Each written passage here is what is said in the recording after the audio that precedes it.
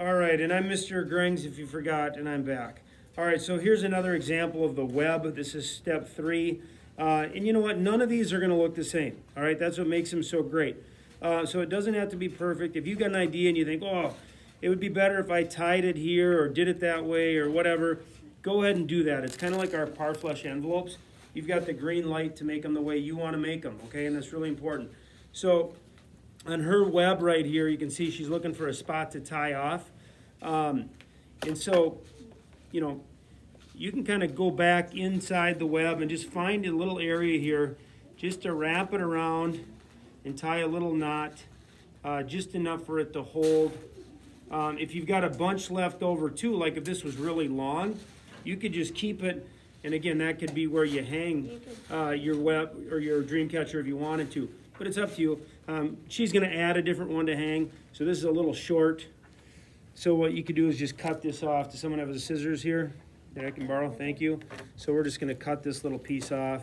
You wouldn't have to cut it off if you didn't want to, but I just did. All right, so the web's done. Now I'm going to show you step 4. So again, like everything, it's do it the way you want to do it.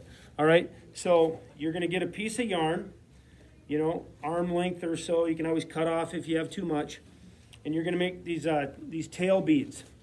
And what you do here is just find a spot. Let's say I'm going to hang it here, so you'd go on the other side, so the tail beads go on the underneath where you're going to hang it. So you take the yarn and just have it hang, so it's kind of like in the middle. You see that? And these are just hanging. If it's not perfect, it doesn't really matter. And then just tie this top part on the rim of the Dreamcatcher, and a little tiny knot here, just so they kind of stay. I think they'll naturally kind of stay anyway, but a little knot up here would just help. All right, so now, hopefully the camera can pick that up, but any way you can make that happen, go ahead and do that. And then I'm letting everyone, you could do a total of 3 beads on each side. So I've got these beads on the table, multiple colors and stuff, and that's why this yarn can't be too thick or you can't get these beads through. But what you do here is stick the yarn through the bead, and you can do 3 on each side, okay? So there we go. And then I'm gonna add 2 more, which will make 3, because 1 plus 2 is 3, right? All right, perfect. I think so. All right, so here's a 3rd bead. So these are hanging here like this, and it just makes it look all sweet and authentic. The problem is, what do I need to do? Tie it. I need a knot, or these things are just going to fall through the bottom. So just tie a knot, get it thick enough. You know, it's going to take a few of those loop-de-loops we talked about, or it's not going to be thick enough. Just get it to however thickness it needs to be, so the beads don't go through. And then you can kind of test it too and see if the beads are falling. If not, you can make it thicker. I'm just going to kind of test mine. And there we go. So that one's done. And now I just got to do this end. So the tails are here.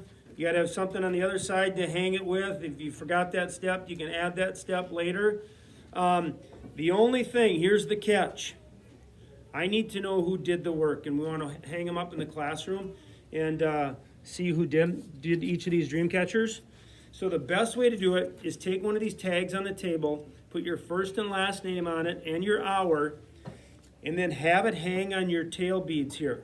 So for this next one, and I should have done it on the last one, there's a hole here where they've been punched.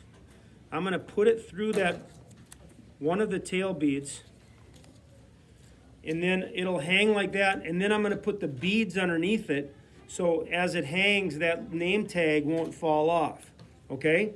And then I can put my beads underneath here. So this is an awesome job. It looks great.